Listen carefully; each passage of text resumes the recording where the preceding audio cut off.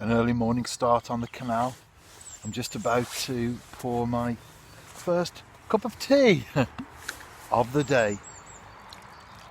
I've already cast out. That's important. Get yourself set up first before you start thinking about other things like this. And you know what, if you watch my videos regularly, I put some brown crumb out there, some mixed maggots, and I've got a small waggler. I'm in the boat channel, and I did put the plummet on as always, because you want to test the depth, of course. Float dip, then that raced away beneath the water. I haven't got a sucked maggot though, so I'm not sure what that was. It could have been a roach just taking the bait. Either way, that's an encouraging sign. I haven't been here very long. There are fish in the swim. Maybe not the ones I'm after if they're small roach. But I'm a great believer that a crowd attracts a crowd. And that's certainly true with angling, isn't it?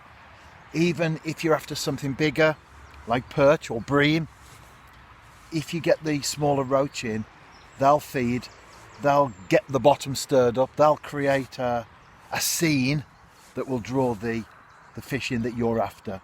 That's the plan anyway. And one thing with bait as well, let me show you what I've got. Got brown crumb there. You can see it in my tub. I've got a bigger tub as well down there that I can mix more if required. But put the maggots in, then I throw a few out by hand as well.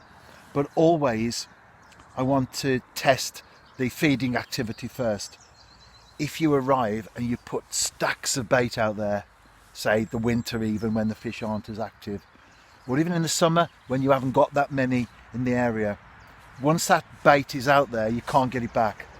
So it's important, just put enough in the water to either draw the fish in, or if they are there, get them feeding. And then as you get an idea of what's going on beneath the surface of the water, you can put more bait out as and when. But once it's out there, you can't get it back. So if you put too much out initially, you could kill the swim before you've even cast out. Anyway, I will be back with a fish. What will it be? I don't know. Let's see, shall we? Will it be a small roach or a perch or a bream maybe? Chub? Who knows? We shall find out in due course. The first one is going to require the landing net. It's a bream. A nice fish actually, and especially, and this is a drum that I've been banging a lot recently, isn't it? Especially if you take into account the venue. Almost there, in the net. I'll get it on the bank, get the hook out, and I'll be back.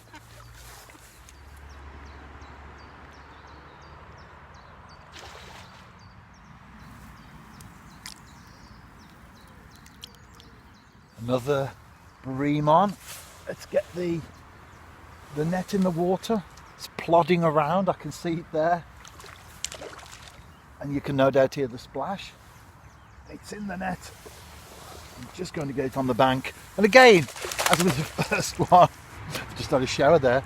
I'll be back in due course. Both of the fish caught so far this morning have got tubercles all over them. They'll be spawning soon. And if that can continue to produce fish of this calibre, then all the very best to them. I'm not hitting every single bite, so I've changed from a size 14 hook to a size 12. Still a Drennan Super Specialist, a couple of white maggots on there as previously.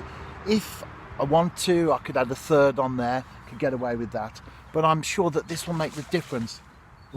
Fish on the far bank there. Did you hear that splash? Not sure what it is, but something significant. The canals are great these days. When I was a kid, especially in the black country themselves, they were full of shopping trolleys, dead dogs and all sorts of rubbish that got chucked in there. Now they're good as far as angling is concerned. In fact, excellent in some cases. But back to the point I'm making. Switch to a larger hook. Hopefully this will do the trick. The increasing of the hook size didn't deter that fish. certainly not going to be a problem to bigger perch and bream, is it? Another nice bream. Great, aren't they? Especially from the canal.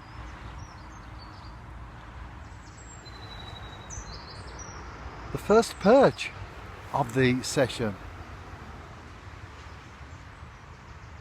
Another one in the net and on the bank.